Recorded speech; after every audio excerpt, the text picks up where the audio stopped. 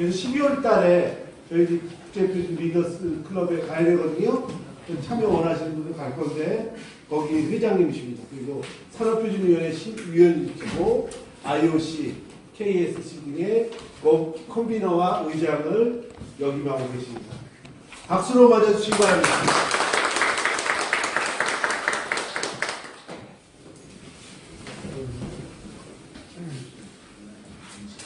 제가 오늘 국제표준에 대한 이해를 강의하기 위해서 이 자리에 왔는데요. 사실 이 강의를 들으시는 분의 스펙트럼이 굉장히 다양하십니다. 국가기술표준원의 담당 과장님부터 저기 컨비너 하시는 교수님에서 표준을 이제 처음 들으시려는 분까지 너무나 넓은 스펙트럼이 있어서 제가 이제 강의를 하는 거에 갈피를 잡기가 좀 어렵고요. 그래서 제가 원고를 쓰면서 고민을 많이 하다가 한 가지 결정을 했습니다. 표준에 대해서 전혀 모르는 분들이 와서 앉아 계시는 거를 기준으로 해서 강연을 드리는 게 맞는 것 같고요. 이거에 대해서 아시는 분은 들으면서 저 사람이 내가 아는 얘기만 하는구나 그러면서 뭐가 틀리나 보자 뭐 이렇게 앉아 계시면은 좋을 것 같습니다. 오늘 제가 강연하고자 하는 제목은 국제표준에 대한 이해인데요.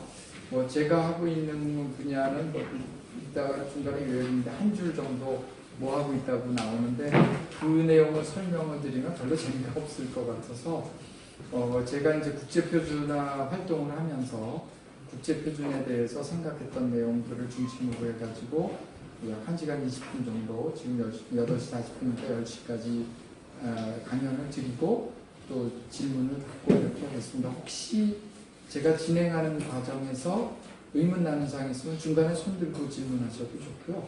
끝나고 질문하셔도 좋고 편하신 대로 하시면 좋겠습니다. 제가 이제 하는 거는 사실은 우리가 표준에 대해서 설명을 하려면 누군가가 와서 표준의 기초, 그 다음에 국내 표준, 단체 표준, 이런 얘기를 한 다음에 국제 표준을 해야 되는데 아마 기초는 누군가 해주신 것 같고요. 국내 표준 얘기를 안 하고 갑자기 이제 국제 표준으로 점프를 하는데 이거는 이유가 약간 있습니다. 아마 이 표현에서는 내용을 좀 아시겠지만 이거 자체가 왜 그러냐면 대한민국은 옛날에 우리가 경제개발계획이라는 걸 1960년대에 세웠던 목표가 수출입국입니다. 우리 산업통상자원부가 하는 거가 매달 이제 수출과 수입에 해서 얼만큼의 돈이 우리가 남았는지 이런 건데 이런 수출입국이라는 비즈니스 모델을 만들게 된 데는 하나의 이유가 있어요. 왜 그러냐면 대한민국은 첫째 자원이 없다. 그런데 좁은 땅덩어리에 인구는 많다. 그러다 보니까 먹을 게 없다. 그러면 어떻게 먹여 살릴 거냐라고 했을 때 이 많은 인구가 무언가 일을 해서 생산을 해가지고 그거를 외국에다 내다 팔지 않는다면 지금부터 우리 60년 전에는 인구가 3천만 밖에 안 됐잖아요. 근데 여러분들 잘 아시지만 내수 시장을 가지고 물건을 만들어서 팔아서 자급자족을 하려면 인구가 8천만에서 1억이 돼야 되지 않습니까? 지금도 우리가 5천만 밖에 안 되는 나라 시장이니까 자세히 보시면은 벤처기업이라든지 이런 데가 좀 커지면 그 다음에 무슨 일을 하냐면 외국에 지사를 만들고 열심히 수출하려고 노력을 하잖아요. 그것들은 다 우리가 내수 시장만으로 시장이 형성되지 않기 때문에 결국은 수출을 해서 먹고 살아야 되는데 이 많은 사람들이 결국 수출입국이라는 거로 인해서 산업화를 했고요.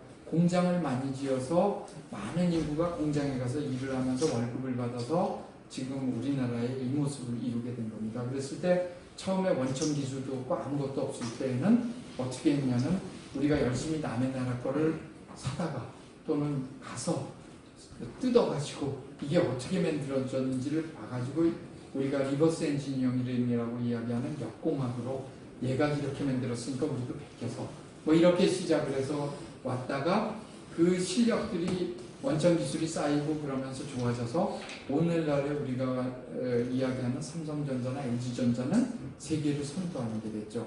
선도하기 전에는 일본 기업들이 하던 거를 우리가 보고 베껴서 유사하게 만들고 비슷하게 만들고 그러다가 이제 창조적인 단계로 넘어가 나와서 세계 시장을 앞지르는 단계가 온 거거든요. 그게 다 우리가 수출입국이라는 모델을 가지고 열심히 3, 40년 동안 산업화하면서 노력을 해서 이제 자주기술로 넘어가는 그런 단계에 있습니다. 그런데 이 수출입국을 하는 데 있어서 제일 중요한 게 옛날에는 우리나라 정부의 공무원들께서 기술 기준을 만들어서 그 규범을 가지고 규제를 해서 외국 사람이 못 들어오도록, 외국 기업이 못 들어오도록 막아주는 것이 우리나라 기업을 보호하던 기도였어요. 그래서 보면 각종 규제들을 열심히 해가지고 못 오게 하는데, 그런 거에 제일 대표적인 예를 지금은 잘 우리가 안 듣습니다만은 FM 라디오 같은 경우를 얘기해 보면 전 세계가 88MHz부터 108MHz까지 쓰는 게 전 세계 FM 라디오의 표준입니다. 그 밴드가 다 그렇게 돼 있으니까요. 그런데 일본에서는 68에서 88MHz를 썼어요. 전 세계 어디 2차 대전 후의 얘기입니다. 그러니까 전 세계 어디에서도 그런 라디오를 만들지 않죠. 이런 식의 그 기술 기준을 만들어 가지고 그 나라의 방송국을 이런 밴드로 하라 그러면 전 세계 어떤 나라도 그 나라의 방송 장비도 팔 수가 없고요. 라디오도 팔 수가 없습니다. 이런 게 이제 교묘한 방법으로 시장을 갖다가 보호하는 방법이었는데요. 우리도 옛날에는 그런 여러 가지 규제를 통해서 자국 산업을 보호하고 외국 산업이 들어오지 못하도록 하는데 노력을 많이 했었습니다. 그게 과연 좋은 길이냐는 모르겠지만 그런 것으로 인해서 우리나라 시장을 보호해줬고 자국을 많이 보호해줘서 산업들이 클 수 있는 토대를 만들어줬죠. 그게 이제 그러면서 우리는 이제 역으로 수출해서 하는데, 그 당시는 고기술을 가진 거라기보다는 일단 저가로 남의 나라보다 싼 임금을 이용해서 물건을 만들어서 파는 그런 형태로 해서 아무튼 산업을 일으키고 우리가 여기까지 오는데 노력을 많이 해서 있는데, 아직도 요 수출로 인한 나라의 그 수지 개선이라든지 우리가 이제 돈을 번다든지 하는 것들은 변하지는 않았습니다. 단지 우리가 이제 임금이 올라가고 여러 가지 그 경쟁하고 있는 나라들이 옆에 생기면서 우리보다 저가로 물건을 만드는 나라가 나오니까 어려움에 처했을 뿐이지만, 아직까지도 우리나라의 비즈니스 모델은 여기에서 크게 탈피하지 않았습니다.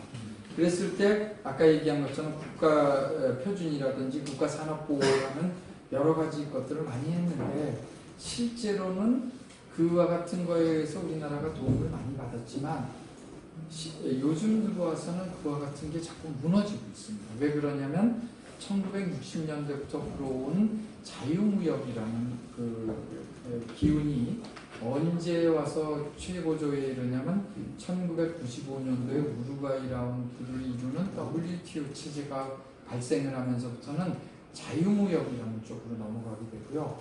그 자유무역을 이루는 데서 이제 규제라든지 이런 것들을 타파하자. 특히 규제를 이루는 거에 제일 큰 거가 기술 장벽인데, 이와 같은 것들을 없애자 하는 것이 이제 제일 큰 모토가 됐습니다. 그러다 보니까 그럼 기술 장벽을 없애기 위해서 무슨 일을 하면 되느냐라고 했을 때 표준 기술을 이용하자, 이런 개념으로 돌아서 그 얘기를 했습니다. 그래서 그 내용을 설명하기 전에 일단 표준이라는 것은 규범이나 규칙 등을 인간 삶에 유용하도록 사물에 적용한 그런 내용이 되고요. 항상 합리적인 기준을 가지고 만들고, 그런데 우리가 보면은 우리가 살고 있는 모든 것들이 다 표준이다. 그러니까 심지어 한글 맞춤법 같은 경우도 표준이 있으니까 이렇게 되는데요. 그런 모습을 우리가 잠깐 그림으로 보여드리면, 여기 이제 기표하고 표준 옆에서 만든 건데요. 여기 보면 우리가 쓰고 있는 목욕당, 욕조, 변기까지 여러분 손에 차고 있는 시계의 표준시라든지 이런 것들은 말할 것이 없이 이 그림에 나온 모든 거가 다 표준입니다. 멀리 보이는 기차, 자동차 이런 것들도 다 표준적인 요소가 가미돼서 만들어지기 때문에 표준이라는 것은 우리의 일상생활에서 띄울 수가 없는 그런 내용이죠. 그 다음에 이제 표준이 언제부터 됐느냐라고 했을 때 이집트에서 이제 원통 모양으로 돌을 만들어서 무게를 재는 데 쓴 게 시초고요. 사실은 우리가 제일 크게 얘기할 수 있는 건 진시황의 업적입니다. 그 옛날에는 표준이라는 개념이 없었기 때문에 대부분이 어떤 일을 했었냐면은 자기 마을에서 마차를 만들어서 그거로 이제 짐들을 실어 나르고 그랬는데요. 근데 마을마다 만들면 뭐 바퀴 사이즈가 크고 작고 그다음에 바퀴를 연결하는 구멍이 다 다르고 이러다 보니까 이 마차가 가다 고장이 나면 더 이상 안 되고 새 마차를 사지 않으면 이동이 불가능하던 그런 시절이었죠. 근데 진시황이 마차 바퀴와 연결고리를 갖다 통일을 함으로 인해서 어느 마을에서 고장 나더라도 바퀴를 갈아 끼면서 이동을 해서 결국 그 이동할 때 가져간 게 뭐냐면 무기하고 식량이죠. 그러니까 그거를 계속 조달해서 끊임없이 왔기 때문에 상대편들과의 전쟁에서 계속 이겨서 결국 중국을 통일할 수 있는 이런 게 넘어왔기 때문에 이런 게 중요하고요. 이런 개념들이 이제 중세시대를 거치면서 뭐 선박이라든지 이런 데서 쭉 만들어지다가 이제 그 포드의 자동차 생산에서 부품의 표준화가 결국 우리가 컨베이어 벨트 시스템이라든지 요즘 생산하는 대량 생산의 길을 열어서 포드 자동차가 몇만 개에 이르는 그 부품들을 다 표준화하고 대량 생산의 길을 열으면서 산업화 시대에 매스 프로덕션이라는 단어를 갖다가 활짝 피우게 된 거죠. 그래서 이런 기술들이 이제 우리에게 넘어와서 있게 됐는데요. 이런 것들이 이제 우리가 산업에서 필요한 것들을 이야기한다고 해서 인더스트리얼 스탠다드에서 산업 표준이라고 얘기하고 한국에서도 이제 산업 표준화법이 만들어져서 여러 가지 이제 표준에 대한 제정 및 보급 활동을 하고 있습니다. 그래서 이제 표준에 대해서 일단 정의를 한번 내리면요. 사전적인 정의가 있고 그 다음에 국제표준화기구와 WTO가 한 정의가 있는데요. 이 내용 자체를 간단하게 그 정의를 해드리면 이거는 이제 스마트 시대와 표준이라고 표준협회에서 나온 책자에 나와 있는 정의입니다. 그 측정이나 참조를 위한 비교의 근거나 기준이다. 그러니까 뭔가 비교를 할 수 있는 근거나 기준이 되는 걸 우리가 표준이라고 이야기를 하는데 국제표준화기구의 ISO 가이드 2에 보면은 주어진 상황에서 그러니까 주어진 상황이라는 건 현재를 얘기하죠. 최적의 상태에 도달하는 것을 목적으로 그러니까 최적의 상태에 도달한다는 것은 지금 있는 상태에서 답이 가장 좋은 거를 찾아보자는 그런 거가 되고요. 활동이나 그 결과에 대해 일상적이고 반복되는 사용, 규칙 가이드라인 혹은 성질을 규정하는 문서로서 그러니까 일상적이라는 게 있고 반복이라는 게 있습니다. 그러니까 어떤 걸 할 때 평소에 쓸 수 있고 반복적으로 쓸 수 있어야 되는데 예를 들어서 우리가 레이저 포인터를 했을 때 한 번은 켜지고 두 번째부터 안 켜지면은 그건 반복 사용이 안 되잖아요.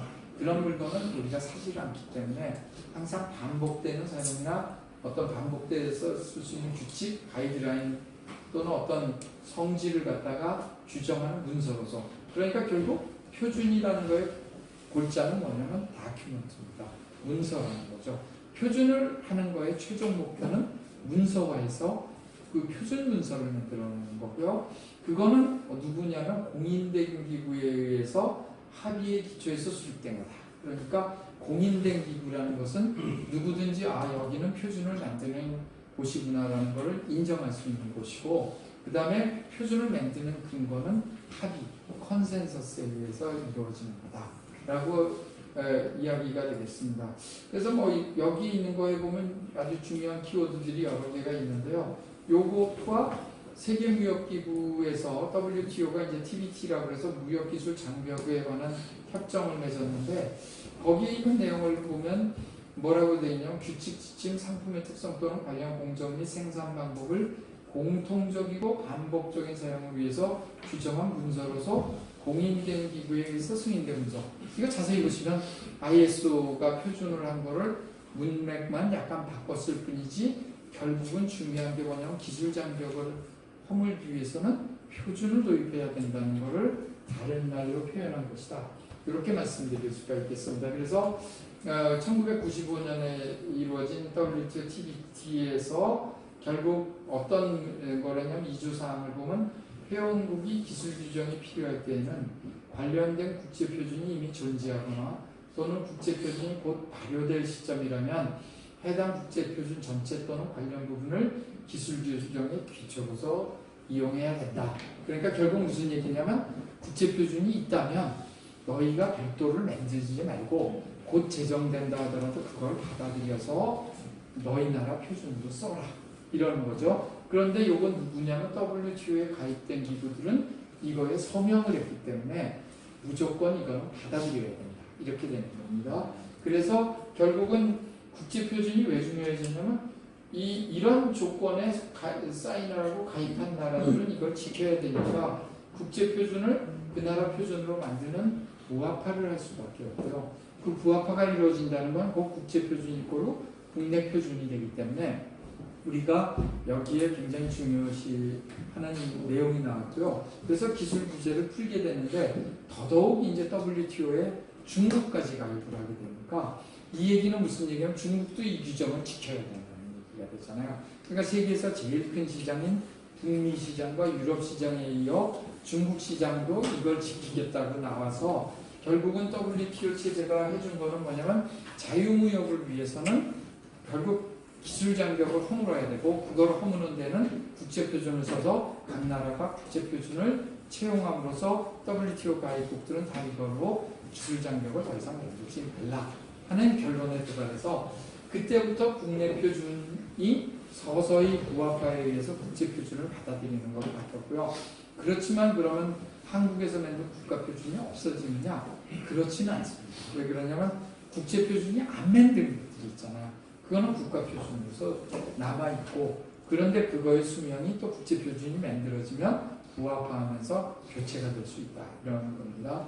그래서 여러분께서 이제 아셔야 될 거는 왜 국제표준을 중요시하고 국제표준에 대해서 열심히 이야기하는가 하는 거는 결국 WTO 체제의 출범에 따라서 표준이라는 것이 그 채택이 되고 그것이 국가표준과 동일시됨으로써 국제표준을 만들면 그게 전 세계 시장을 치고 들어가는 데 있어서 가장 중요한 무기가 된다. 이렇게 된 거죠. 그러면 우리가 이제 여기에서 이런 거를 보면서 알 수 있는 내용이 뭐냐면 그러면은 국제표준을 많이 만들어서 우리의 기술을 표준에다 넣으면 결국은 세계 시장의 장벽을 다 허무니까 우리가 국제표준을 많이 만들어서 우리 기술이 그 안에 들어가면 좋겠다는 게 결론이 나오죠. 그래서 대한민국이 2000년도부터 표준화 교육도 열심히 하고 그 다음에 국제표준에 열심히 가고 컨비너와 의장 간사를 많이 먹도록 하는 것들을 노력을 하는 이유가 뭔가 하면 결국 이 지금의 현 무역체제하에서는 국제표준을 많이 만들고 중요한 기술을 거기다 넣는 것이 전 세계 시장을 뚫고 들어가는데 필요하다. 이거를 알았기 때문에 그런 거죠. 그러면 이런 내용을 우리만 알았을까요? 그렇지는 않죠. 선진국은 이미 하던 일이었고요. 그 굉장히 많은 국제표준들이 다 그 미국과 유럽에 의해서 만들어졌기 때문에 선진국은 다 알고 있었으니까 특히 새삼스럽게 할 필요도 없이 계속 박차를 가해서 가면 되는 거고요. 우리나라가 이렇게 될 때 우리만 그런 게 아니라 일본은 표준 배가 운동 뭐 이런 걸 해서 일본이 만든 표준을 2배로 만들자 이런 거 운동을 했고요. 차이나는 이제 여기 사인을 하고 들어오면서부터는 그럼 우리도 국제표준화 기구에 가서 열심히 일을 하자라는 걸로 해서 굉장히 저돌적으로 나옵니다. 결국 이 내용이 뭐다라는 걸 숙지를 함과 동시에 국제표준에 엄청나게 오는데요. 그 ISO에 있는 TC나 SC에 참여하고 있는 그 투표권을 가진 멤버 수를 보면은 미국, 웬만한 유럽 나라보다 중국이 참가하고 있는 숫자가 훨씬 많습니다. 대한민국보다 훨씬 많아요. 그 얘기는 뭐냐면 이 사람들이 뭐가 키다라는 걸 알아서 이제 달려드는 건데 사실 무섭습니다. 우리보다 인구가 거기는 자기네가 12억인지 14억인지 잘 모른다는 나라에서 같은 비율의 사람이 표준화에 달려들면 우리의 3, 40배는 기본이잖아요. 그런데 아직까지 그 사람들이 국제적인 관습이나 매너, 표준화 방법을 잘 숙지했다고까지 이르기에는 조금 우리보다 수준이 한 단계 낮기 때문에 아직은 괜찮은데 이 사람들이 이런 것까지 이제 다 숙지하고 중무장하고 나올 때가 굉장히 어렵고요.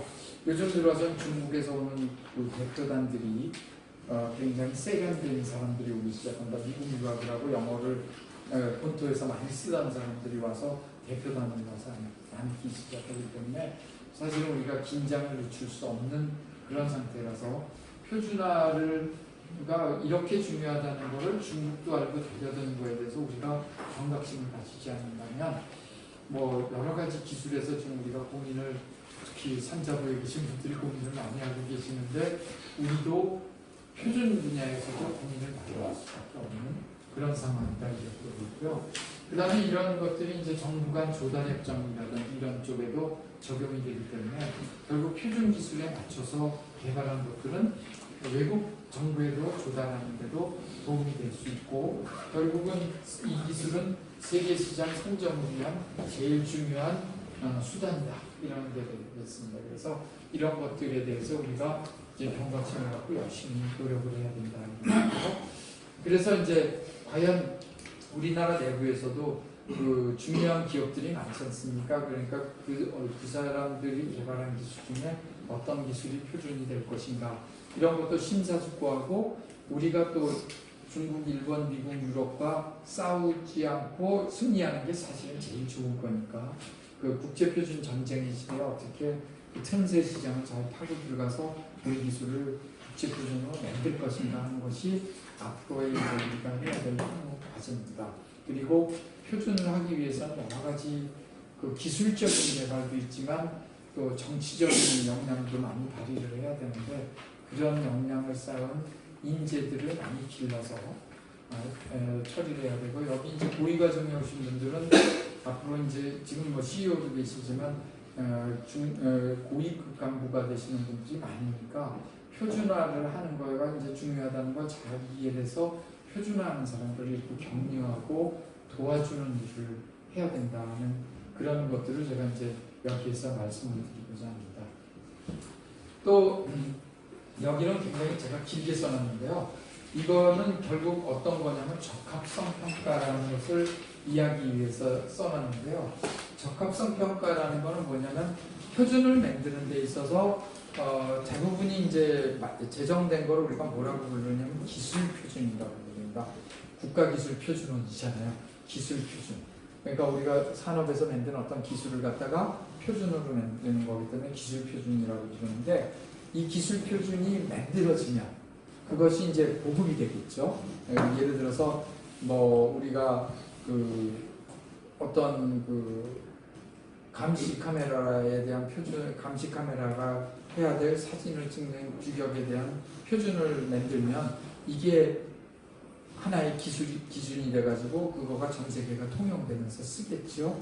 그런데 그러면 이제 기업들이 그 다음에 하는 건 그 기술 기준에 맞는 제품을 만들어서 파는데, 너도 나도 다 뭐 ISO 몇 번에 의거해서 만든 제품이다라고 그러는데 과연 그게 맞는지 안 맞는지를 확인해야 되니까 그 기술 기준에 적합한가를 따지는 게 적합성 평가입니다.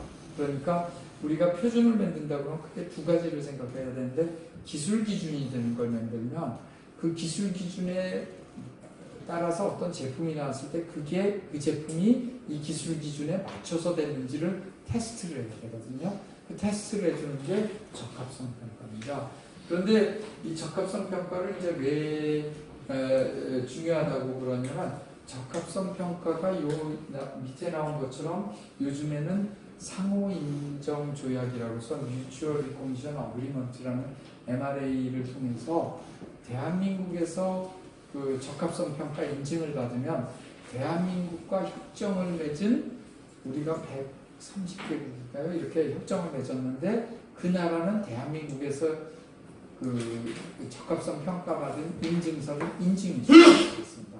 그러니까 중요한 게 뭐냐면, 우리가 미국 가려면 UL 규격 맞춰라, EU 가려면 EN 규격 맞춰라, 뭐 등등 이런 것들이 있는데, 우리가 이 적합성 평가에 대해서 국가기술표준원이 그 유럽이나 미국에 있는 기관들하고 협약을 맺으면 우리나라에서 발급된 인증서가 유럽에서도 통용되고 미국에서도 통용될 수 있다는 거죠.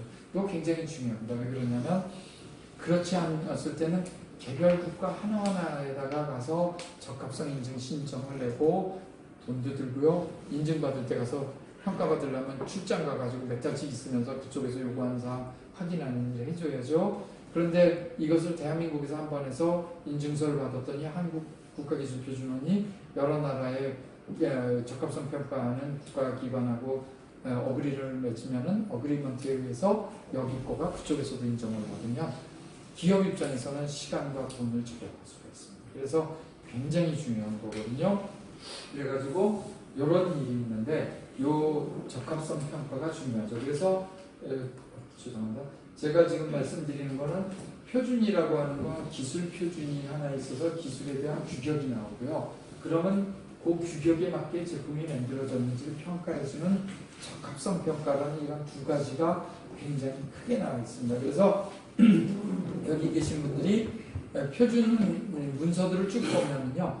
기술 기준이 있고 그거에 따른 컨포먼스 테스트라는 파트가 같이 붙어 있습니다. 그러니까 요거는 요 표준에 맞는 테스팅하는 방법에 따라서 적합한지 아닌지 판정하는 그런 기준이 나와 있기 때문에 항상 이 두 가지가 표준에서는 병행해서 가고 있습니다. 그러니까 우리가 요거 두 가지에 맞는 거를 가지고 제품을 만든다면 기술 비교에 따른 제품을 만들고 적합성 평가를 받는다면 그 인증서를 가지고 전 세계의 기술 규제를 갖다 협파하는 데 도움을 받을 수가 있어서 이게 굉장히 중요하다 이런 거고요.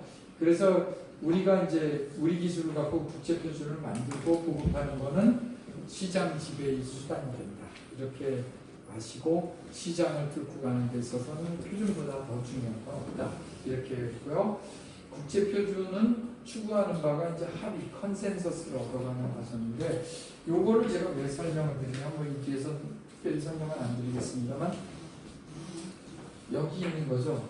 독주가 가능하냐? 나 혼자 기술을 내가지고 가능하냐? 그렇지 않습니다. ISO 같은 경우는 1개국 1투표제이기 때문에 미국이 우리 독창적인 기술이고 전 세계 최고다라고 주장을 해서 되지가 않습니다. 왜? 유럽이 반대하고 아시아가 반대로 하면 표가 안 나오잖아요. 그럼 우선 과제를 채택되는 것부터 반대가 나오기 시작하면 과제가 진행이 될 수가 없습니다. 그러니까 이거는 독주가 되는 게 아니라 자기가 어떤 다른 나라들과 소통도 하고 그쪽이 원하는 게 있는데 자기네 기술선에서 충분히 양보가 가능하면 타협을 해가지고 맞춰주면서 전 세계가 공통적으로 쓸 수 있는 데를 나눠야 되기 때문에 그 소통, 양보, 타협을 할 수 있는 기술을 표준을 하는 사람들도 주머니 속에로 넣고 가서 필요할 때 카드로서 써야지만이 우리가 가능하다. 이겁니다. 그래서 제가 아까 얘기하는 게 기술이 좋은 것만 가지고 되는 게 아니라 기술이 떨어지더라도 소통과 타협이 되는 게 가능하다. 아마 표준 개요할 때 자주 나오는 얘기인데 뭐 지금은 거의 쓰지 않는 그 비디오 테이프 얘기를 하면 그 소니의 그 기술과 마스시다의 기술에 보면 소니가 훨씬 더 퀄리티도 좋고 좋았지만 그 마스시다가 만든 VHS라는 건 뭐 테이프 몇 번 돌리면 나빠지고 그런데 퀄리티도 별로 안 좋은데 표준이 된 이유가 뭐냐라고 했을 때 소니는 자기 기술을 무조건 써야 된다고 고집을 했고요. 마스시다는 적당히 타협을 하면서 그냥 포기를 하니까 거기에 따라서 전 세계가 이쪽 거로 손을 들어줍니다. 기술 수준은 한 단계 낮지만 결국 소통과 합의를 모으는 데는 마스시다가 성공해서 VHS가 전 세계 테이프 기준이 된 건데 이런 것들은 이제 이야기를 들으시면 왜 퀄리티가 나쁜 게 소니보다 훨씬 나빴는데 안 되느냐 뭐 이런 거고요. 그 다음에 이제 소니는 그런 거에서 보면 국제 표준에서 물을 먹는 경우가 굉장히 많은데 특정 회사를 비난하는 것 같아서 그냥 요 한 건만 설명을 드리고 관두겠습니다. 그래서 결국은 뭐냐 표준을 하는 데서는 합의를 이루어야 되기 때문에 우리가 양보할 수 있는 선에서는 상대편 기술을 받아들이고 교체를 해가면서 컨센서스를 이루는 게 좋다. 그러다 보면 최적화는 될지 몰라도 최상의 기술은 아닐 수 있어요. 그런데 아까 얘기한 것처럼 보편적으로 써야 되고 일상에서 써야 되기 때문에 최상의 기술로 가는 거는 다음 단계에서 할 수 있습니다. 여기서 이제 한 가지 아셔야 될 거는 표준은 한 번 만들면 영원한 게 아니라 표준은 바뀔 수도 있어요. 언제? 5년이 지나면 검토를 할 수가 있습니다. 그때 더 좋은 기술이 있으면 바꿀 수도 있고요. 아주 좋은 기술이 나왔는데 반영을 못했으면 추가적으로 부속서를 만들어서 집어넣을 수도 있습니다. 그러니까 그런 것들은 바뀔 수도 있기 때문에 표준은 영원하다, 맞기도 하고 틀리기도 한다. 표준은 영원한 거는 우리 여기 박은 나사, 볼트, 너트 이런 거는 1940년대 만든 거 지금까지도 그냥 쓰는 거예요.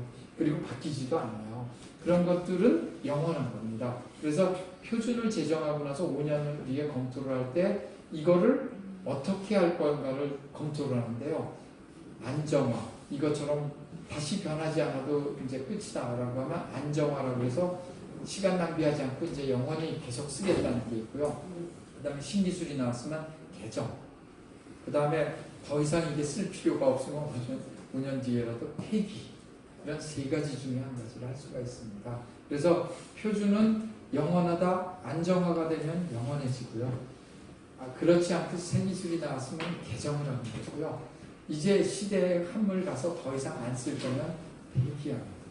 그래서 표준이라는 거는 영원할 수도 있고 사라질 수도 있고 여러 가지 과정이 있는데 새 기술을 끊임없이 받아들이면서 업데이트를 할 수도 있고 이것을 이해를 하시면 됩니다. 그러다 보니까 내가 표준을 한번 만들었다고 해서 영원하지 않을 수가 있으니까 표준을 제정하는데 첫 번째로 처음에 만드는데 시간과 노력이 많이 필요하고요. 내가 제안을 했는데 다른 나라에 또 반대가 있으면 그것도 받아들이고 뭐 이런 타협 시간이 걸리니까 보통 이게 몇 년이 걸립니다. 몇 년이라는 게 어떻게 되냐 그러면 조금 무식한 방법으로 계산해 드리면 표준이 제안이 돼서 채택이 되면 한 단계씩 넘어가는 게 이제 제안부터 IS 퍼블리케이션까지를 보통 우리가 6단계를 얘기하는데요. 한 단계 지나가는데 투표하면서 간다고 하면 평균 투표 석 달에 앞뒤 준비하고 뭐 이렇게 되면은 사무하고 그러면 6개월씩 걸린다고 치면 이게 5단계를 넘어가야지 6번까지 가잖아요. 그렇죠? 예, 1번부터 시작해서 6을 가려면 단계가 5개가 있으니까 그러면은 그거 6개월씩 계산하면 약 3년 걸리는 일입니다. 그래서 결과가 미끄러지지 한 단계별로 진행할 때 별로 미끄러지지 않고 가도 한 3년이 걸릴 수가 있는 일인데 이와 같은 것들이 미끄러지면 3년, 6개월, 4년 계속 갈 수가 있고요. 그러니까 시간이 몇 번이냐면 6개월에 한 번씩 가방 들고 회의를 가야 된다고 쳤을 때 적어도 3년은 가야지 뭔가 윤곽이 나타나지 있는 그런 거가 되니까 너 갔다 와서 뭐 표준 벌써 1년 갔다 왔는데 뭐 아무것도 안 되면 너 잘라 뭐 이러고 담당자 교체하는 거 끝나는 겁니다. 왜 그러냐면 1년 동안에서 뭔가 쌓아놓고 진행이 되던 거가 담당자가 교체가 되면 아무리 인수인계를 했다고 해도 1년 동안 무슨 얘기했는지가 모르잖아요. 거기 갔을 때 저쪽에서 자기 거 반영 안 해가지고 뭐 이제 좀 밀리던 사람들이 찬스다 그러고 뒤집어 버리면 이거 뭐 안 한 거랑 똑같을 수 있습니다. 그래서 표준화는 좋던 싫던 시작을 하면 몇 년 지원을 해서 그 사람이 표준을 어느 기술 검토가 끝나고 완성할 때까지 지원을 해주지 않으면 안 되는데 그거는 누가 결정을 하냐면 경영진이 해줘야 돼요. 무슨 얘기인가 하면 엔지니어가 또는 뭐 과장이나 부장이 가서 아무리 표준 제가 하는 거 이거 1년만 더 지원해 주시면 끝낼 수 있습니다 했을 때 위해서 안 돼. 바꿔. 그러면은 교체가 되지 않습니까? 그럼 그 표준 가던 거 없어진 거는 똑같아요. 왜? 다음 사람이 와서 그거 파악하는데 1년 걸리는 그 사이에 타임아웃 걸리면 죽습니다. 그러니까 굉장히 중요한 게 뭐냐면 이 사람이 어디까지 갔는지를 좀 이해를. 그래서 제가 이제 뒤에다가 표준화 절차라는 걸 약간 설명을 드리는 이유가 뭔가면 이 사람이 뭐 나는 CD 단계 갔습니다, 뭐 DIS 갔습니다 했을 때 이건 무슨 헛소리 하는 거야? 영어 단어 지금 나열하냐? 이렇게 되면 안 되고요. 네가 하는 건 6단계 중에 4번째 갔구나. 1년이면 돼? 이렇게 해서 그럼 1년 더 밀어줄 테니까 열심히 해서 만들어봐. IS 만들면 포상해줄게. 뭐 이러면은 신인한테 뛰어가서 일을 하죠. 그렇게 격려를 해주고 윗사람도 이 사람이 하는 얘기가 뭔지를 좀 알아서 너 왜 WD만 3번째 도냐? 다음 단계 가야 되지 않아? 뭐 이렇게 위에서 나오면 긴장하고 열심히 할 수밖에 없습니다. 그런데 그게 안 나오고 그럼 뭐 그냥 보고서 이게 뭐 부장서인데 이게 뭐 출장 보고서 이게 뭐냐 나는 알지도 못하겠는데 너 바꿔 뭐 이렇게 되면 안 되는 거예요. 그래서 이런 것들을 이해가 우선이고 그 다음에 지원을 해주면서 격려도 막 해줘야 했을 때 한 3년에서 4년 지나면 뭔가 결과가 나옵니다. 그거를 잘 기억해 주셔야 돼요. 그렇지 않고 우리나라의 그 빨리빨리 우물 앞에서 숙련 이거 하시면은 표준 만들기 굉장히 어렵습니다. 그래서 이 내용을 특히 오늘 같은 최고 경영자 과정에 오신 분들이 반드시 숙지하시고 이해를 주면서 밀어줘야지 이 표준이 한 개라도 만들어지고 세계 시장을 뚫고 들어가는데 굉장히 중요하다. 그런 말씀을 제가 드리겠습니다. 그 다음에 이제 제가 주로 하고 있는 거는 이제 자동 인식하고 생체 인식 아까 뭐 KSC 31, KSC 37 의장을 한다고 그랬는데 그건데요. 자동 인식이라는 거는 제가 뭐 슬라이드 쓰고 하면 재미없으니까 간단하게 말씀드리면 바코드 앤 RFID가 자동 인식의 대표적인 기술입니다. 근데 바코드 다 보셨죠? RFID는 여러분 주머니에 다 들어 있습니다. 뭐냐면 교통카드 하나씩 갖고 계시죠. 그게 무선구에서 연결 지하철 타고 버스 타시는 건데 그게 RFID의 스마트 카드 표준에 들어있는 거 다 맞습니다. 그러니까 이런 거를 표준을 만든 게 자동 인식이고요. 생체 인식하면 벌써 이제 뭔지 아시죠? 지문, 얼굴, 홍채로 이루어진 삼총사. 근데 실제로 그 세 가지만 있는 게 아니고요. 대한민국이 독창적으로 만들어서 세계의 표준을 만든 정맥 인식도 있고요. 대한민국이 전 세계 경찰이 쓰고 있는 DNA를 표준화한 DNA 데이터 폼의 표준화도 있고요. 제가 점쟁이들을 하는 방식인 손금 인식도 표준화를 만든 게 있고요. 이런 거에서 이런 것들이 다 있고요. 그것들을 연결하는 인터페이스, 그 다음에 마찬가지로 테스팅하는 방법들, 그 다음에 사회적인 효과, 뭐 이런 것들에 대한 것들을 다 분석해서 하는 게 생체 인식 기술입니다. 저는 그런 쪽에서 이제 열심히 그 일을 하고 있고요. 한 20년 넘게 일을 해서 제가 만든 표준이 몇 개 있습니다.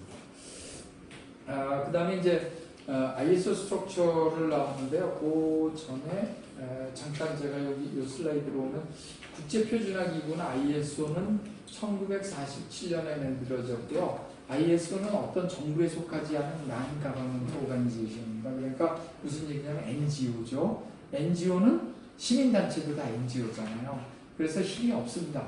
그런데 ISO는 아까 WTO라는 막강한 파트너를 잡았고 그 전에 잡은 파트너도 만만치 않은 사람들인데 그게 뭐냐면 1개국 1회원제라는 걸 해서 어떤 일을 했냐면은 한 나라에 그 나라에서 그 산업 표준을 만들고 제정 보급하는 기관이 회원이 될 수 있다라고 이렇게 헌장에 못 받았어요. 그럼 대한민국에서 산업 표준을 만들고 보급할 수 있는 거는 국가기술 표준밖에 없죠. 딴 데 또 있나요? 아니잖아요, 그렇죠? 모든 산업 표준화법에 의한 국가기술 표준을 완장을 하게 돼 있거든요. 그래서 국가기술 표준은 ISO에 넣은 거예요. 그러면 여기서 그 옛 사람들의 그 지혜를 알 수가 있는데요. 나는 NGO야. 힘이 없어. 그러면은 이거를 어떻게 하면 힘을 발휘할 수 있을까? 그 나라의 표준국 기관을 잡으면 된다. 그래서 가버먼트들이 그 ISO의 회원이 됐습니다. 그러니까 자연스럽게 ISO 회원들은 그 나라의 표준을 보급하니까 아까 WTO 체제가 더더욱이 발족되면서 KS 자체는 다 ISO에 있는 것들을 다 가지고 왔죠. 그러니까 얼마나 파워가 좋아집니까? 그래서 첫 번째 지혜가 자기네가 이걸 만들 때 1개국 1회원제라면서 표준을 보급하는 기관을 만든 게 첫 번째 지혜고요. 두 번째는 그렇게 했음에도 불구하고 각 나라가 기술 기준에 의해서 이거 막는 거를 기술 장벽을 치는 걸 막기 위해서 WTO라는 체제를 갖다가 껴안고 거기 동승해서 표준을 보급하도록 만든 지혜. 이 두 가지가 오늘날의 국제표준화 기구의 위상을 높이는데 아주 결정적인 역할을 했습니다. 근데 우리가 이제 국제표준화 기구 3대 표준화 기구라면 ISO는 전 분야의 표준화라고요. IEC는 전기 전자 분야라고 ITU는 통신 분야랍니다. 그래서 이 세 가지를 우리가 그 3대 표준화 기구라고 하는데요. 그 IEC도 이제 우리 국가기술표준원 회원이고 거기도 1개국이 회원제인데 여기 이제 주로 전기를 중심으로 하다 보니까 전기를 만드는 그 발전소를 개발하고 할 수 있는 나라가 그렇게 많지 않아서 상대적으로 이쪽은 162개국 정도지만 여기는 뭐 한 100여 개국이 안 되는 회원 수를 가지고 있고요. ITU는 요거는 이제 유엔 산하에 있는 통신 연맹입니다. 그래서 이건 유엔 산하 기구고요. 여기가 하는 일은 전 세계 그 통신 오퍼레이터를 중심으로 하는 기관인데 여기는 체제가 완전히 다릅니다. 어떻게 다르냐면 표준을 만드는 방법도 다르고요. 국제표준화기구 ISO나 IC처럼 이렇게 3년, 4년씩 걸리는 게 아니라 제안하고 뭐 투표 한두 번 해서 그냥 끝나기 때문에 굉장히 빨라서 국제표준이라고는 하지만 영향력이 저희보다는 작고요. 영향력이 있는 곳은 통신 분야에 영향력이 있습니다. 어떤 거냐면 그 통신 교환기, 통신 장비, 그 통신 단말기 이런 거에 대한 표준을 만들기 때문에 근데 대신에 여기는 그런 통신 교환기를 전 세계가 몇 개국이 만드느냐 이 손 안에 들어가죠. 별로 없습니다. 통신 단말기를 만들어 하는 나라도 이 손으로 꼽을 수밖에 없고요. 그 통신 오퍼레이터는 전 세계에 다 있는데 그 오퍼레이터가 하는 기계를 보면 아까 교환기 만들던 회사들이 다 잡고 있으니까 또 얇게 만들고요. 이런 겁니다. 그러니까 이 통신하는 쪽에서는 기술이 없는 나라 사람들이 뭐 이렇게 하는 거는 회원으로 가입하는 건 허용하지만 그 뭐 돈도 없고 기술도 없는데 여기 와서 자꾸 ISO처럼 이제 시비 거는 건 안 되고 여기는 선진 기술로도 빨리빨리 진행해야 되니까 회원들이 국가 회원도 있지만 기업 회원이 있습니다. 그런데 기업 회원이 그럼 이제 회원이 기업을 그럼 우리나라가 통신에서 100개 만들어서 가서 100개 하느냐 그런 게 아니고요. 기업 회원이 된 사람은 돈을 내는 거에 비례해서 투표권을 줍니다. 그러니까 아프리카 나라가 돈을 조금 내면 너 한 표. 그런데 한국에 뭐 KT나 SK텔레콤이 아프리카에 100배를 내면 100표. AT&T가 1000배를 내면 1000표. 뭐 이렇게 되는 겁니다. 그래서 그 사람들이 가진 표로 투표를 해가지고 많은 사람이 이기는 거예요. 그러니까 여기는 자본주의 그대로 돈 많이 내면 표가 많고 표가 많으면 이기는 겁니다. 그런 체제라서 그런데 이제 10분 여기는 이해가 가는 게 뭐 우리가 지금 4G 단말기 쓰는데 5G 만들어야 되고 뭐 이렇게 계속 빨리 가야 되니까 거기에 그 기술도 없는 나라 가서 투표권 행사를 계속 단지를 걸면 앞으로 갈 수가 없으니까 개발을 중심으로 되는 나라에서 돈 많이 내는 나라가 기여하는 거에 의해서 가자. 그래서 같은 표준화 기구지만 굉장히 내용이 좀 다르다. 이렇게 말씀드리겠습니다. 그래서 저희는 이제 포멀하게 가는 그 ISO를 중심으로 해서 하고요. 그래서 이제 ISO를 공부를 하시려면 이제 IC도 유사한 구조이기 때문에 이걸 보시면 되는데 ISO는 이제 그 중요한 게 뭐냐 모든 최종 중요한 결정은 총회에서 합니다. 제네럴 어셈블리에서 하고요. 요거는 이제 뭐 그런데 이제 그와 같은 것을 이 모든 걸 다 총회에서 하기 그러니까 권한을 이임받은 거를 이사회에서 웬만한 걸 결정하죠. 우리나라도 보면 회사의 결정이 주주총회에서 결정하는 게 최고 좋은 거지만 그거는 이제 임원선임이라든지 정관 변경이라든지 이런 거 할 때 하는 거고 전반적인 운영에 대해서는 이사회가 결정을 하잖아요. 그거랑 똑같은 구조입니다. 그래서 그렇게 돼 있고 이사회에 안건이라든지 이런 거를 준비하는 거는 누가 하느냐라고 하면은 결국은 이제 그 밑에 있는 사무국에서 하는 거죠. 그래서 중앙사무국에서 하고 그 다음에 이제 여기 스탠딩 커미티라든지 위원 커미티라든지 각종 정책위원회가 있고요.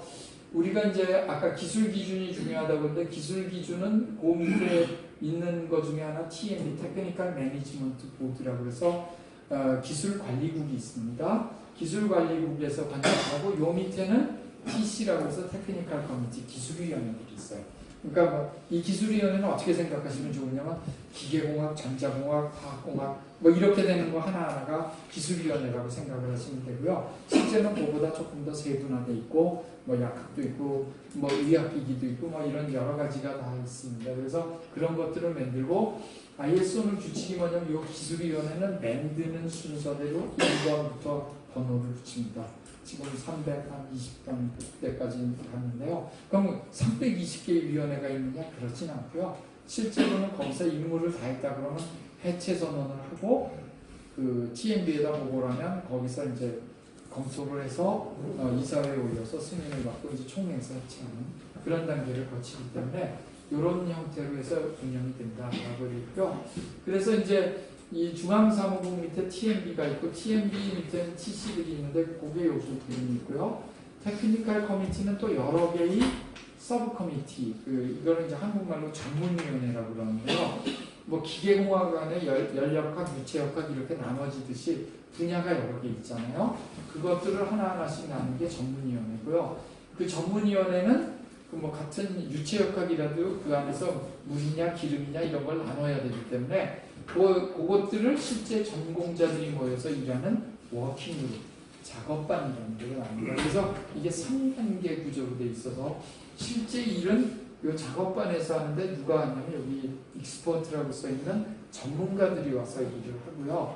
원래는 이런 회의를 TC, SC 워킹그룹이 회의를 할 때는 정부에서 국가기술표준원을 통해서 우리가 대표단을 명단을 보내야 되는데 그러다 보니까 이 전문가들이 와서 일하는 게 굉장히 복잡하고 그래서 이 워킹그룹만은 그 전문가로 국가에서 인정해서 ISO 홈페이지 그 디렉토리에다 등록을 하면 그 사람은 특별히 명단을 안 보내더라도 이 회의가 있다고 할 때 자동으로 가서 온라인으로 신청하고 가면 되게 돼 있습니다. 그래서 전문가들은 국가기술표준원에다 신청을 해서 전문가 등록을 해주면 아이디 패스워드를 받아가지고 여기서 작업을 하는데 참여할 수가 있다. 이렇게 말씀드리고요. 요 SC 전문위원회나 기술위원회들은 행정적인 일을 합니다. 이거 전문가들이 작업해온 것들이 워킹그룹이 여러 개 있을 수가 있는데 여기는 물, 여기는 기름을 하라 그랬는데 물과 기름의 특성을 가진 물건이 나오면 여기서도 하고 여기서도 하다가 조정해 주는데 여기 전문위원회에서 유사한 걸 하게 되면 총회에서 걸러줍니다. 그렇지만 이제 또 기계공학 안에서도 연력학, 유체역학 이렇게 나눠지는데 거기서 또 물성이 비슷한 것들이 나올 수가 있으니까 전문위원회에서 못 걸린 거는 이제 최종적으로 TC에서 걸러서 표준이 동일한 내용이 여러 개가 만들어지는 걸 방지한다. 이런 입장에서 3단 구조를 가지고 있습니다. 이렇게 하시면 되고요. 이런 것들이 이제 중간에 투표를 할 때 원칸트리 원보트라고 해서 1개국 1회원제처럼 투표를 할 때 전문위원회나 그 기술위원회에서 하는 투표는 1개국 1회원제고 그것도 투표권을 가진 국가. 그러니까 옵저버로 참여하는 국가들은 투표권이 없습니다. 그러면 모두가 다 투표권을 가질 것 같은데 그렇진 않고요. 투표권을 가지면 의무도 있습니다. 투표를 반드시 해야 된다는. 그런데 그거를 누락하면 다시 옵저버로 떨어지는 그런 페널티가 있기 때문에 아무나 다 하는 건 아니고 전문가가 부족하면 5멤버로 있을 수가 있어서 투표권이 없는 경우도 있습니다. 우리나라도 굉장히 많이 참여하지만 또 한 자리 숫자 정도는 5멤버로 있어서 투표권을 행사하지 않는 위원회도 있습니다. 그래서 이렇게 되고 여기 전문가들이 참여하는 이 워킹 그룹은 ISO가 최근에 이제 변경을 해서 전문가들이 와서 하기 때문에 1개국 1투표로 하면 진행이 안 되니까 전문가 1인당 1투표로 바꿔줬습니다. 약간 ITU 비슷한 건데 단 국가가 인정한 사람, 등록된 사람만이 할 수 있으니까 그렇게 해서 이제 전문가들끼리 토의를 해서 빨리 컨센서스를 모아서 위로 올려가지고 진행을 하자. 그런 관점에서 이렇게 진행이 된다. 이런 구조를 가졌다를 조금 이해하시면 좋겠고요. 그러다 보니까 작업관에 가서 전문가들이 막 한 것을 여기서 이제 결의문을 만들어서 위로 가고 그것이 총회에서 인증받아서 TC로 가서 이제 ISO에 등록되면서 계속 진행하는 이런 단계를 거치기 때문에 사실 행정적인 절차도 많고 그래서 전문가들이 고생을 많이 할 수밖에 없으니까 그걸 인정을 좀 해주셨으면 좋겠고요. 그래서 이제 ISO의 멤버는 풀 멤버, 코레스폰딩 뭐 이런 건데 우리 식으로 하면 정회원, 준회원 뭐 이렇게 하고요. 그럼 투표권이 있느냐 없느냐로 구별이 되고 여기는 굉장히 섭직한 활동 멤버는 구독회원이라고 해서 굉장히 가난한 나라라서 진짜 회비도 내기 어려운 그런 나라들은 이제 거꾸로 도와주는 그런 형태로 되어 있습니다. 그래서 아까 설명드린 거는 하이어라키컬한 구조를 가지고 있고 3단 구조를 하는 게 됐고, 워킹 그룹은 그 전문가들 중심으로 돼 있어서 프로젝트라든지 각종 기술적인 토론은 워킹 그룹에서 한다, 이렇게 되고요. 그 ISO의 그 글로벌 디렉토리에 등록돼 있는 멤버들이라 이걸 등록해 준 사람들은 전문가로서 갈 수가 있고, 여기서 각종 이제 작업 문서들을 만든다, 이렇게 됐고요.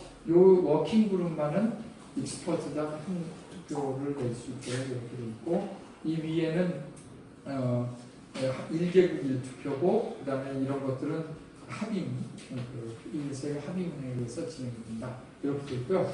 요즘 들어서 이제 2010년경에 와서 ISO가 한 새 슬로건이 있습니다. Simpler, Faster and Better입니다. 이거는 뭘 의미하냐면, 표준화는 우선 간단해야 돼요. 이해하기가 쉬워야 됩니다.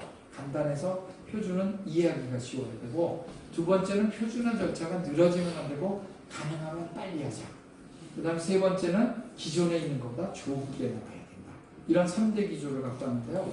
이게 왜 중요하냐면, 요 중에서 요 페스터가 심플러나 베터는 뭐 각 위원회 전문가들이 이제 신기술이나 좋은 기술을 집어넣는 거니까 괜찮은데, 이 페스터가 한국이라든지 이렇게 신흥국들이 하는 데 있어서 굉장히 어려운 문제를 등장합니다. 뭐냐면, 기존에는 내가 뭐 3년짜리 프로젝트를 하겠다라고 그러고, 이유를 잘 돼서 총회에 인준만 받으면 1년도 좋고 2년도 좋고 3년도 좋고, 이유서만 계속되면 연장을 할 수가 있었어요.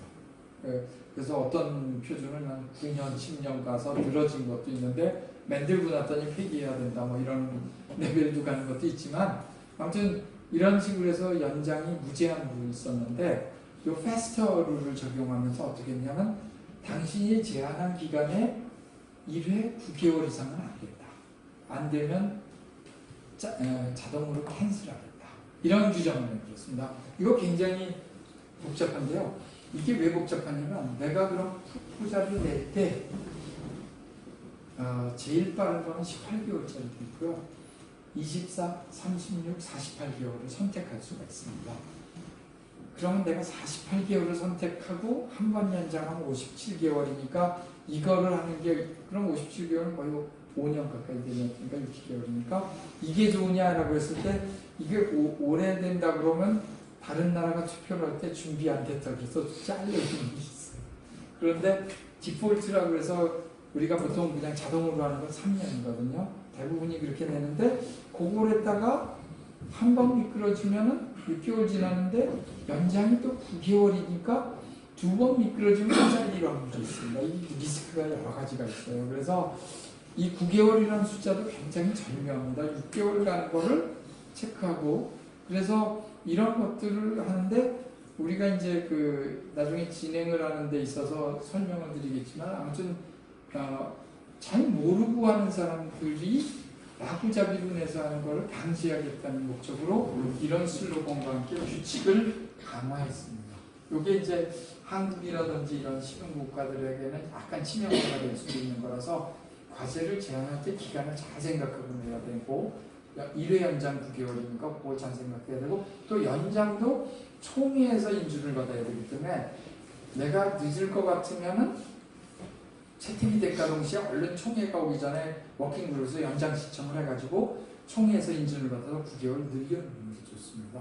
근데 하자마자 하는 건 좀 그러니까 두 번째 외정도에서 해놔야지. 그럼 총회라는 건 1년에 한 번밖에 안 하기 때문에 그 전에 워킹그룹에서 결의문이 올라와야 되거든요. 근데 그걸 놓치고 나면 총회가 그 다음에 뭐 1년 6개월 뒤에 했는데, 그때 잘못하다 데드라인에 걸리면 또 캔슬 당할 수가 있어서, 그런 것들을 이제 또 하는 것도 하나의 요령입니다. 그 다음에 그 ISO가 도입한 것 중에 하나가 시스테마틱 리뷰라는 건데요. 이게 뭘 설명하고자 하는 거냐면, 5년마다 리비전을 하거나 스테빌라이제이션 하거나 위드로우를 할 수가 있는데, 이걸 위원회에다 맡겨놨더니 의장들이 잘 챙기지 않아가지고 5년이 지났는데도 안 하거나 뭐 이런 것들이 막 생겨요. 그래서 표준이 발간된 날로부터 계산해서 5년이 되면 자동으로 투표를 하겠다. 그러니까 그 의장 간사가 뭐 체크하지 않더라도 중앙사무국에서 전산으로 전 세계에다 리뷰하는 거를 해서 어떻게 했으면 좋겠느냐를 묻겠다. 이게 이제 시스테마틱 리뷰입니다. 그래서 그래가지고 이제 또 불필요한 표준은 정리하겠다 이런 것도 집어넣고요. 그 다음에 이제 그 반드시 이거는 투표권을 가진 데가 안 하면 페널티를 묶게 되어 있고요. 그 다음에 이런 걸 하려고 그러다 보면 여러 가지 정보화가 되기 때문에 온라인 등록을 한다든지 뭐 그 서류를 올리고 내리고 하는 이런 것들을 추천정을 해서 바꾸고, 그 다음 회의 같은 경우도 인터넷 미팅으로 해서 요즘은 이제 iOS가 줌이라는 걸 쓰는데요. 외부로 미팅할 수 있게 하는 것도 마음에 들고 이렇게 씁니다. 요 인터넷 미팅에 대해서 제가 잠깐 설명을 여기다는 안 썼는데 드리면요. 이 인터넷 미팅 굉장히 중요합니다. 왜 그러냐면 투표를 했는데 투표가 나오면 이제 그 투표 결과를 모아서 공포를 하고요. 그러면 그걸 프로젝트라는 에디터가 받아서 답변서를 씁니다. 그럼 그 답변서에 따라서 그 각 나라가 모여서 회의를 하는 걸 우리가 커멘트 리졸루션 미팅이라고 해서 투표에 따른 결과 회의를 하는데요. 이 회의 자체가 그 6개월에 한 번씩 하냐면 굉장히 늦기 때문에 사실은 ISO가 어떤 일을 해줬냐면 여기 뒤에 여기 요 그림을 보시면 여기 시작해서 저기 60번이라고 쓰니 끝나는 데까지 가는데 옛날엔 이 단계를 하나씩 다 지나가야 됐습니다. 그런데 그 단계를 여기에 3개를 블루 색깔로 표시해서 옵션으로 만들어줬어요. 요거 잘 보셔야 됩니다. 이게 무슨 얘기냐면 내가 프로포저를 낼 때 문서를 만들어서 굉장히 컴플리트하고 잘 만든 문서가 되면서 제안을 할 때 나 아예 CD로 가겠다. 그러니까 원래는 이제 베이스 다큐먼트에서 등록해서 WD가 되고 WD 통일해서 CD로 가고 CD에서 이제 DIS로 가고 이렇게 한 단계씩 올라가야 되는데 나는 컴플리트한 다큐먼트를 만들었으니까 투표를 걸면서 여기부터 시작하겠다고도 할 수가 있고요. 여기부터 한다고도 할 수가 있고 심지어 어떤 거는 여기로 직접 가겠다고 그러는 것도 가능합니다. 그거는 이제 예를 들어서 우리가 많이 쓰는 IEEE의 와이파이 표준 같은 경우는 전 세계적으로 다 쓰고 있는 거고 이미 다 기술도 검증이 됐는데 단지 IEEE라는 단체 기구에서 만든 거니까 ISO의 국제 표준이 아니었거든요. 그러니까 문서 양식이 다르니까 그걸 가져와서 기술적인 건 그대로 놔두고 ISO 문서 양식에만 맞춰서 내면 여기서부터 해도 뭐 전 세계에서 아무도 관계가 없으니까 갈 수 있습니다. 와이파이 같은 경우는요. 그런 거는 아예 여기로 제한할 수도 있어요. 그거는 내가 투표를 제한할 때 할 수가 있는데 그러면 내가 정상적으로 제한해서 여기서 제한이 돼갖고 내가 낸 문서가 그냥 기본 문서로 첫 회의에서 결정이 됐어요. 그러면 이게 투표를 6개월마다 한 번씩 하면은 이게 또 1년, 뭐 1년 반, 막 이러다가 시간을 놓칠 수가 있어서 여기를 옵셔널로 해준 건 뭐냐면 어차피 요 단계는 작업반에서 하는 거고 요거는 커미티 그 SC 단계 또는 작업반에서 할 수 있는 요 단계니까 이거를 전문가들끼리 모여서 하는 거니까 너희들끼리 투표 시간도 정하고 내부에서 정해라고 해서 CIB라고 해서 커미티 인터널 밸럿이라는 제도를 만들었습니다. 그래서 투표가 나오면 그 에디터가 답변서를 올리면 그 컴피너가 회의를 소집해가지고요.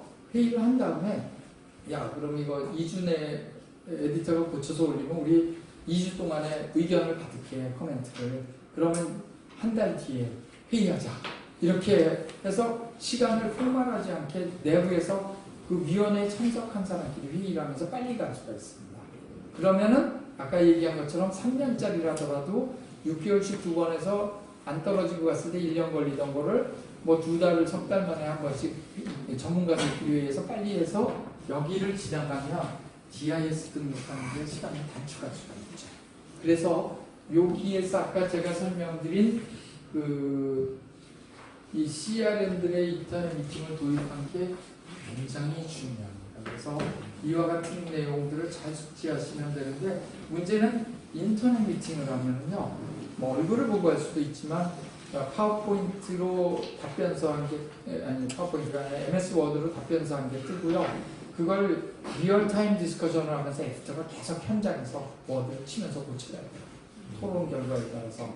그러니까 아시아 사람들은 얼굴 대면을 안 하고 하면 잘 이렇게 샤이해갖고 회의를 잘 못하는 경향이 있는데 이제 그런 걸 우리도 과감하게 떨치고 싸울 건 싸워가면서 해야 되고요. 보통 요 미팅은 내용이 많다고 생각하면 2시간 이야기를 하지만 거의 80% 이상이 1시간입니다. 그러니까 회의를 굉장히 효율적으로 진행하지 않으면은 1시간 지나면 이야기 끝났으니까 그냥 끊어지거든요. 그럼 결론도 안 난 채로 끝나서 다음 미팅이 또 자꾸 그럼 또 몇 달 가니까 그렇게 하면 안 돼서 아무튼 에디터가 아까 옵셔널 단계를 빨리빨리 진행하는 걸 잘 고려해가지고 진행을 하시면 좋다라는 이런 얘기를 드리고요. 제가 하는 이런 것들은 어떤 걸 숙지해야 되냐면 IS, IC가 만든 디렉티브라는 게 있습니다. 1년에 한 번씩 업데이트해서 나오는데요. 활동을 위한 지침서인데 이게 이제 파트 1, 파트 2 뭐 이렇게 나눠져 있는데요. 여기에 대한 거를 다 이제 체크하고요. 이 IT 분야라는 JTC1이라고 있는데 거기는 이 내용과 JTC1을 맞춰서 6개월 이하인데 이건 뭐 IT 분야만 하시면 되는 거고요. 그래서 이건 웹에서 다 내려받으실 수 있습니다. 영문으로 된 거고요. 공짜입니다. 그런데 보시면 알겠지만 수백 페이지짜리이기 때문에 여기에 보면 별의별 게 다 정리가 되어 있어요. 그래서 이거를 잘 숙지하는 게 좋으시고요. 만약에 이게 부담이 있으시면은 우리 여기 표준협회가 계시니까 표준협회에다 부탁을 하면 번역서를 우리 편으로 보내줍니다. 한글로 번역한 두꺼운 책을. 그래서 그걸 읽으셔도 되고 그런데 내가 가서 무슨 일을 하고 어떻게 해야 될 건가는 이 디렉티브를 반드시 숙지를 해야 된다는 거고요. 그래서 이제 파트 1, 파트 2, 서플리먼트 이렇게 있는데 요것들을 아까 그 리소스에서 다운로드 받으셔서 공부할 수가 있고요. 회의하는 모든 거에 대한 절차는 여기에다 정리가 되어 있으니까 이걸 잘 보시면 되겠습니다. 요거는 요 정도만 말씀드리고요.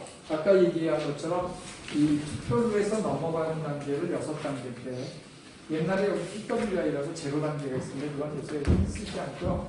디렉티브에는 있습니다만 쓰지 않고 이렇게 10에서 60까지 넘어가고요. 반드시 내가 과제를 했을 때 해야 될 날은 이날입니다.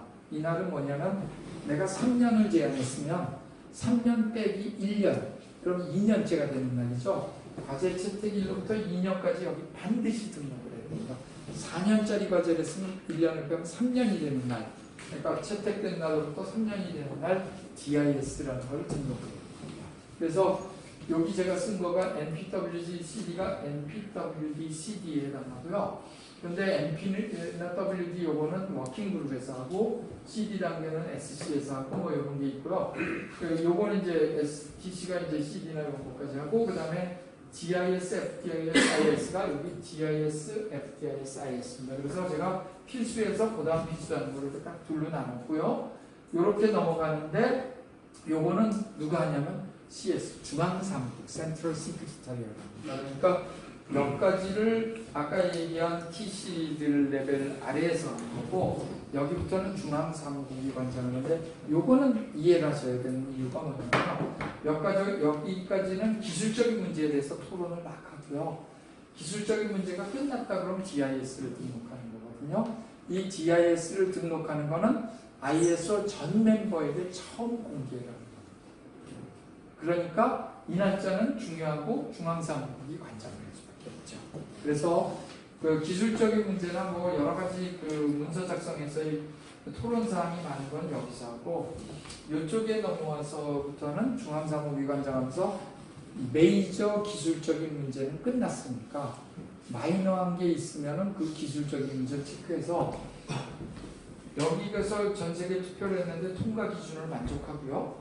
그 다음에 그 기술적으로 고치라는 게 없으면 요거를 생략하고 요렇게 갈 수 있습니다. 그러니까 편집 뭐 이런 거 고치고 뭐 이런 정도가 나오면은 그거는 사무국 직원이 봐도 아는 거니까 에디터하고 둘이서 통화하면서 요렇게 넘어갈 수가 있고요. 그게 아니라 뭔가 커멘트가 나왔는데 기술적인 문제를 고려해야 되면 반드시 50단계 FDIS라는 걸 거쳐서 진행하게 되어 있습니다. 그래서 요 투표가 5달, 요 투표가 2달이기 때문에 그냥 평균적으로 6개월, 석 달짜리 투표 2번 하거나 비슷하다라고 생각해서 그걸 계산하고 편집하고 뭐 이런 걸 계산하면 1년 전까지 등록을 안 했을 때는 데드라인을 못 지킨다. 이렇게 되기 때문에 아까 제가 제안했을 때 했던 기간 빼기 1년 그 얘기가 여기서 그래서 요걸 아시고요. 그 뒤에 있는 것들은 여기 보시면 이제 요걸 이제 다른 형태로 해서 이렇게 했고, 요거는 아까 이제 필수냐 아니냐에서도 마찬가지 그림이 있지만 약간 다른 게 뭐냐면 투표를 배추하느냐, 여기를 이제 빨간색으로 썼어요. 그래서 석 달 투표 옛날에는 3만스 했더니 만스에 대한 정의를 갖고 또 한참 싸워서 위구로 바꿨습니다. 왜냐하면 석 달이 어떤 때는 4주짜리가 있는가 하면 5주짜리도 있고 이러다 보니까 그럼 13주냐 12주냐 갖고도 막 싸우고 그래서요. 위크로 다 통일을 했습니다. 그래서 이 CD 같은 경우는 여기서 이제 또 디폴트가 있고 그 다음에 파스블이 있습니다. 요거는 무슨 얘기냐면 ISO 본부에서 빨간색으로 한 거는 이렇게 했으면 좋겠다고 지정을 해줄 거고요. faster 하기 위해서 너희가 결의에 의해서 줄일 수도 있거나 늘릴 수도 있다. 심지어 여기 보시면 8인데 12로 늘릴 수도 있잖아요. 그래서 가능성에 대한 거를 파스블이라고 해서 열어줬습니다. 그런데 기본적으로 그 빨간색으로 되어 있는 것을 기준으로 하는 거고요. 이걸 읽다 보면 이상한 단어가 하나 보이죠. Daily Translation. 무슨 번역을 하는 거지? 이게 영어를 불어로 한다든지 러시아어로 바꾸나 이런 거 그게 아니고요.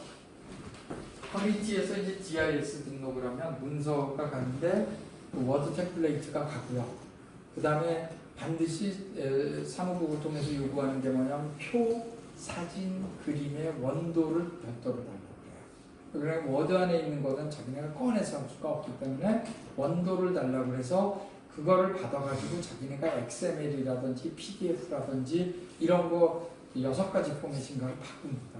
그거를 이렇게 만드는 시간을 트랜슬레이션 피리어드라고 하고요. 그게 최대 8주 이렇게 걸린다고 되어 있습니다. 그런데 보통 제가 해보니까 15일이면 오더라고요. 그래서 2주 정도는 오는데 자기네가 이제 밀릴 거를 대비해서 8주 정도의 번역 기간을 갖고 그게 끝나면 곧바로 이제 투표를 시작하는데 그게 이제 12주 하고 이렇게 계산해 보면 넉 달 됩니다. 그리고 저기 FDIS랑 또 8주 정도 투표를 한다 이렇게 해서 이거는 이제 투표 기간에 대한 정보가 있는 그런 그림이기 때문에 요거를 좀 아시면 되겠습니다.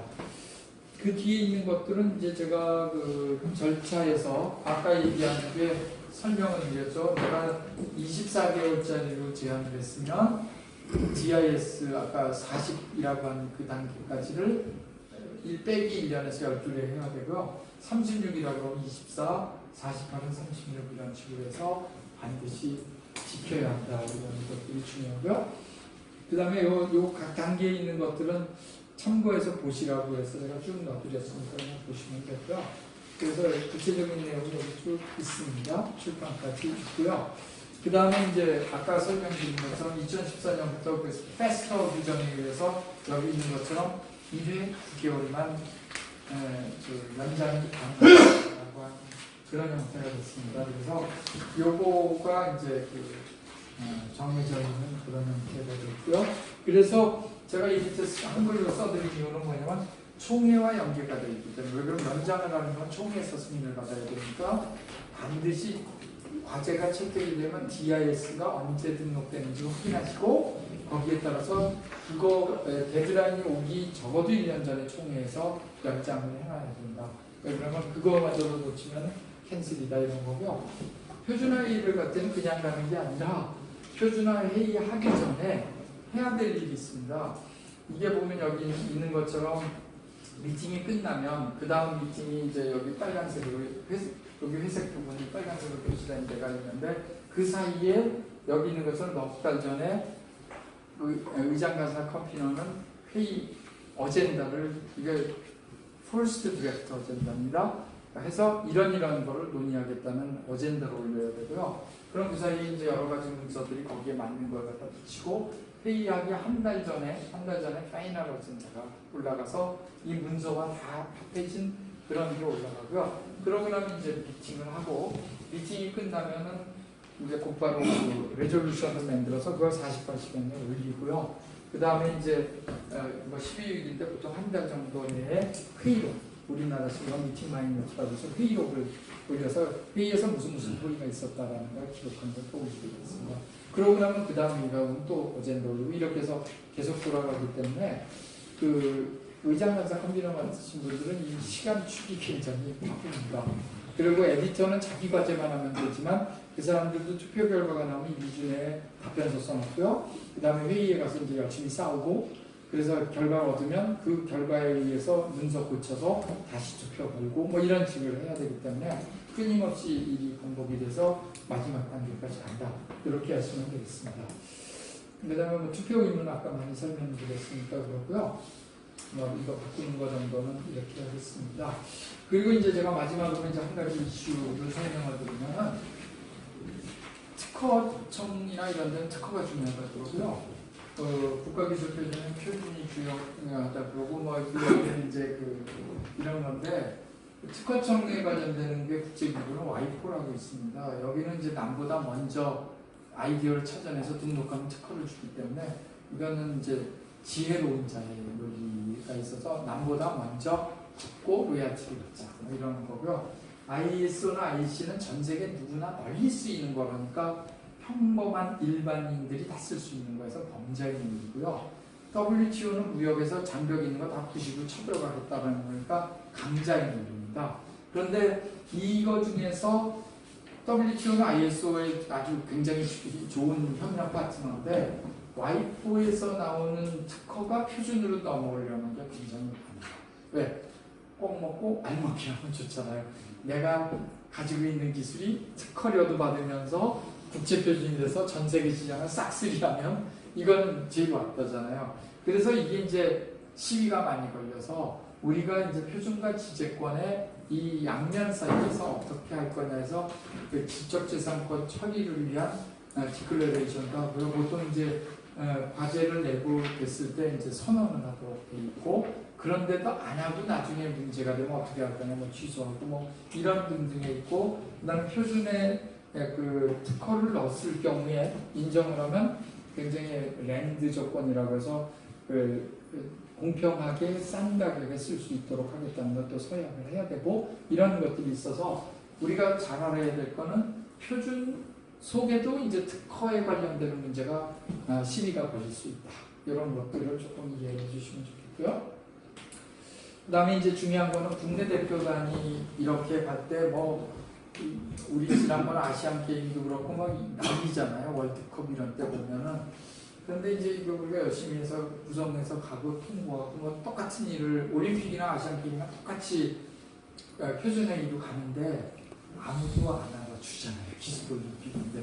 그래서 이제 의장간사 컨비너라든지 또 에디터들이나 이런 사람들이 쓸쓸히 어렵게 가지만 이런 거를 잘 숙지해서 국제화에 굉장히 기여를 하는데 잘 안 알아준다. 그래서 CEO분들이 표준을 만드는 사람이 얼마나 고생을 하는지를 좀 아셔서 이 사람들을 격려해 줬으면 좋겠다. 그래가지고 제가 이게 이제 그 표준에 굉장히 저돌적으로는 중국도 WTO에 가입했는데 WTO가 국제 표준의 중요성을 줬고 우리는 기술 기준과 적합성 그리고 그런 거에 따른 상호협정에 의해서 표준이 굉장히 중요하고 표준은 아까 말씀드린 대로 합의에 의해서 조화롭게 만들어져야 되고 그 다음에 이제 또 ISO가 만들었다고 해서 전 세계가 그냥 다 쓰는 게 아니니까 필요하다면 해당하는 기법 협력도 한다. 무슨 얘기냐면 우리가 뭐 여기 아마 해외여행 다 하셨을 테니까 전자여권 만들잖아요. 그 전자여권은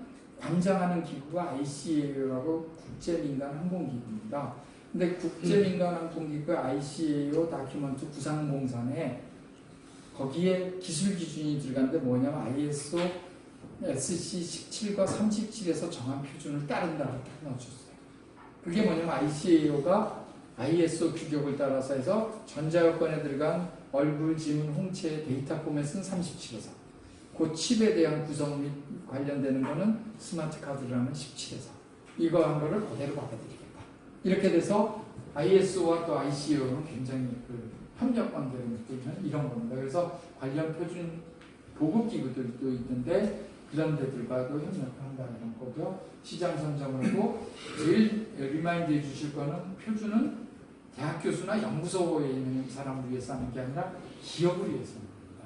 기업의 이익을 결국 이 기업이 갖고 있는 기술이 표준화가 돼서 전 세계를 갔을 때 제품이 세상을 이기는 거기 때문에 굉장히 중요하고 우리가 아까 수출입국이라는 얘기를 저희가 시작했을 때 했는데 수출입에도 표준 기술들이 다 들어가야 되기 때문에 이거에 대한 것을 반드시 검토하는 것은 기업으로서는 필수적이고 그 다음에 아까 서머리에서도 한번 말씀을 드렸습니다만 고위층께서는 표준화하는 사람이 얼마나 힘든가를 잘 이해하셔서 잘 도와줘야지만이 표준화하는 사람들이 힘을 내서 아까 6번 시에서 설명드린 것처럼 알아주지 않는데도 가방 싸들고 비행기 타고 시차와 그 언어 장벽과 이런 걸 가지고 가는 데서 도움을 받을 수가 있다.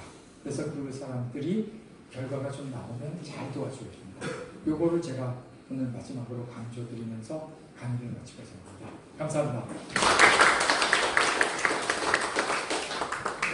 그 시간이 좀 있으니까 질문 있으시면 질문 받도록 하겠습니다. 네.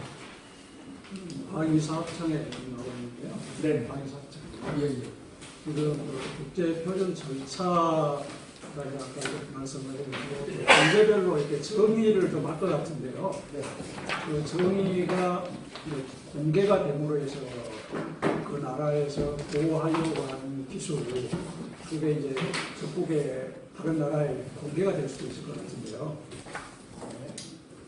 방위사업청에서 이제 방위산업기술이라고 해가지고 한 142개 기술을 정의를 해가지고 이렇게 지금 고시를 해놨어요. 네. 그 이제 세부 기술은 한 900여 개 이상이 되는데 그걸 공개를 안 하고 있습니다. 그 공개를 하게 되면 결과적으로 우리나라의 방위력 기술 수준이 적국에 다른 나라에 공개됨으로 해가지고 이제 안 하고 있는데 표준에 있어서 기술은 어떻게 정의를 해서 공개를 해도 된다는 건지 아니면 우리나라도 방위산업 기술 같은 경우에 좀 더 공개할 수 있는 방법이 있는 건지 제가 이해를 잘했는지 좀 그런 상황이 듭니다. 그 질문 굉장히 좋으신 거고요. 그 첫 번째로 디펜스에 관련되는 건 미국도 소련도 중국도 발표하지 않습니다.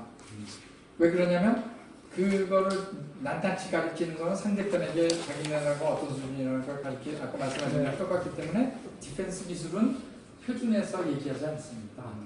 왜 그러냐면 아까 얘기했죠. 범자의 논리로 누구나 다 써야 되기 때문에 국방기술이 다 누구나 다 쓰는 게 아니라 국방기술이 나중에 어느 정도 그 단위의 한계 유형에 도달하면 일반으로 넘어가요.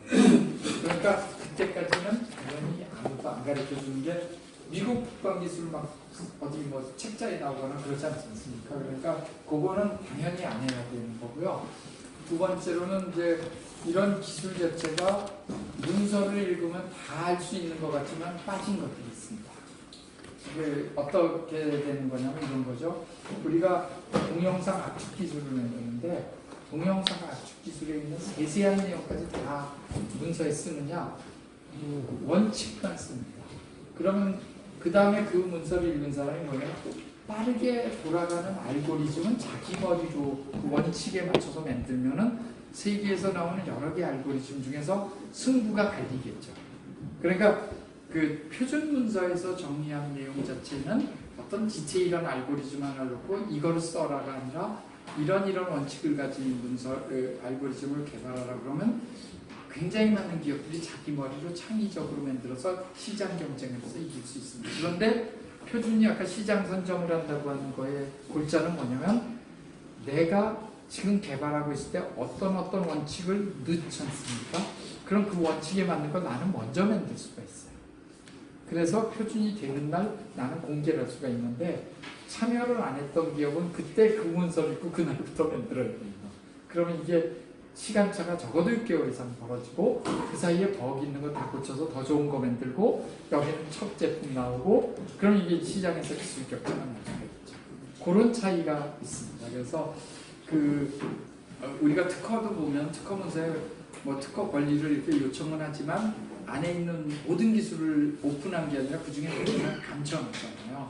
그거나 마찬가지로 표준도 디테일한 알고리즘을 정의하는 게 아니라 원칙을 정의하고 있으면서 가는데 그 원칙을 보고 만드는 거는 각자의 창조성에 맡긴다. 이렇게 이해하시면 설명이 되겠죠? 네네.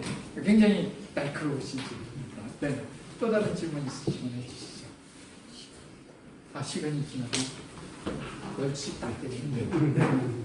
예, 그러면 이걸로 마치겠습니다. 네, 감사합니다.